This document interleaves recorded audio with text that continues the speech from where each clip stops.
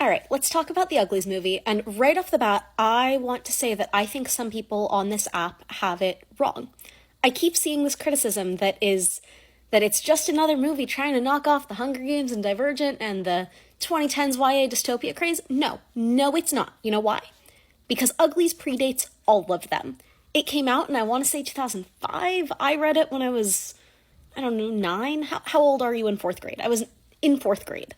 And also, I think that the movie oversimplifies the point of what the books are trying to say and do with how being pretty solves all the wars. No, it doesn't. The brain-changing operation they do when they make you pretty solves all the wars. Like, it's not being pretty that solves things, it's lobotomies, which is like a real 1950s way of looking at it, which was the point. That's what was being criticized.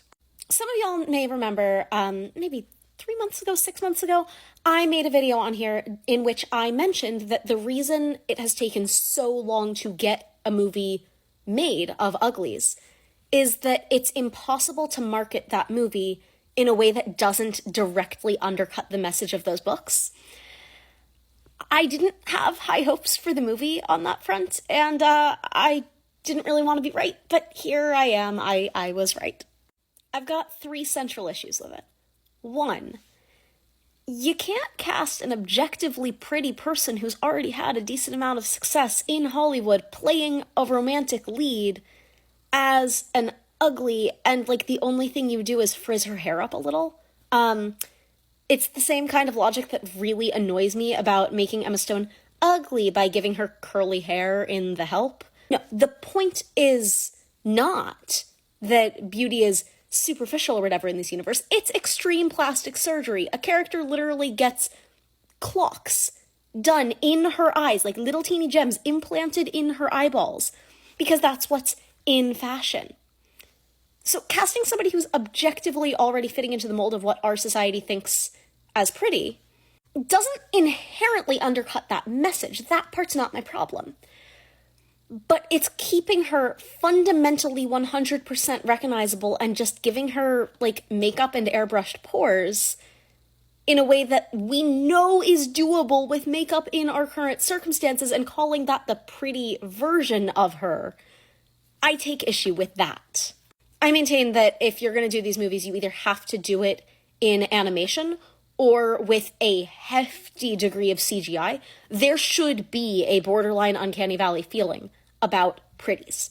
Like, there's a whole thing in the books where people have forgotten what familial relationships are supposed to look like because of the extent to which plastic surgery has altered the way that people see and interact with one another. They literally call it the pretty effect. When an ugly sees a pretty for the first time, they're literally dumbstruck by how pretty that pretty is.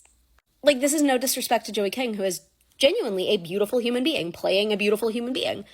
I just think that, like, if you're going to cast somebody who has already been a romantic lead in a Netflix movie and called one of the prettiest people on the planet many times over, like, don't do that.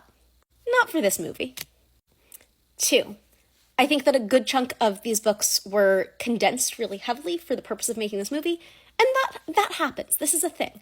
I sit here with the perspective that most books should not be made into movies. They should be made into miniseries or TV shows or whatever.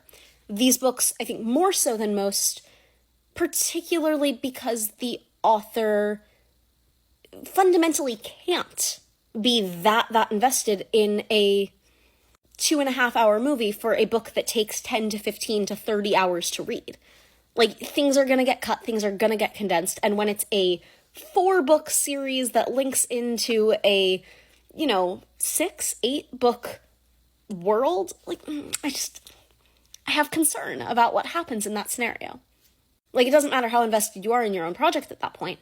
There are going to be changes made, and there's going to be a limit to the editorial control that you have over that final product. And 3, I take issue with their casting for Dr. Cable. Not because I think that Laverne Cox shouldn't be cast in things. I think that she's beautiful, she's wonderful, I'm glad that she's getting cast in things. But I think that in 2024, it is a real dangerous precedent to cast a trans woman as the villain of the story who is intent on consent-free plastic surgery for everybody. Like, that... Let me put it this way.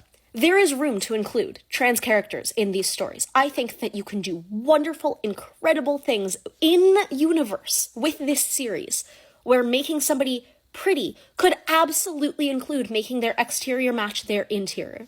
Making somebody who has grown up and their outside is a boy and inside they are a girl, and then when they turn 16 and they get to have the surgery and they get to be pretty, okay, the society's not all bad in these books. This is a thing that is established. They're doing this for the good of the people.